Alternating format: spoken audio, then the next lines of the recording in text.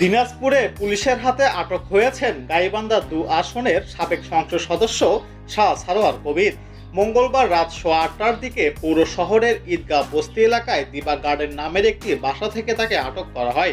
বিষয়টি নিশ্চিত করেছেন অতিরিক্ত police super crime Anwar Hossain. Shah Sarwar Kabir দ্বাদশ জাতীয় সংসদ নির্বাচনে স্বতন্ত্র প্রার্থী হিসাবে গাইবান্ধা ২ আসন থেকে সংসদ সদস্য নির্বাচিত হন। এর আগে তিনি গাইবান্ধা সদর উপজেলা পরিষদের চেয়ারম্যান ছিলেন। সারোয়ার গাইবান্ধা জেলা আওয়ামী লীগের সাংগঠনিক সম্পাদক। তিনি সদর উপজেলা আওয়ামী লীগের সাবেক সাধারণ সম্পাদকও। অতিরিক্ত পুলিশ সুপার আনোয়ার হোসেন বলেন, গোপন সংবাদের ভিত্তিতে আমরা জানতে পারি শাহ সারোয়ার কবির দিনাজপুর শহরের ঈদগাহ বস্তি এলাকায় একটি বাড়িতে অবস্থান নিয়েছিলেন। পরে ওই এলাকায় কয়েকটি বাড়িতে তল্লাশি চালিয়ে তাকে আটক করা হয়েছে। অভিযান ও জিজ্ঞাসাবাদ চলমান আছে, পরে বিস্তারিত জানা হবে। পুলিশ ও স্থানীয় সূত্রে জানা যায়, গত ১ মার্চ থেকে দিনাজপুর শহরের ঈদগাহ বস্তি এলাকায় ভগ্নিপতি আলতাফ হোসেনের বাড়িতে আত্মগোপনে ছিলেন সারোয়ার কবির।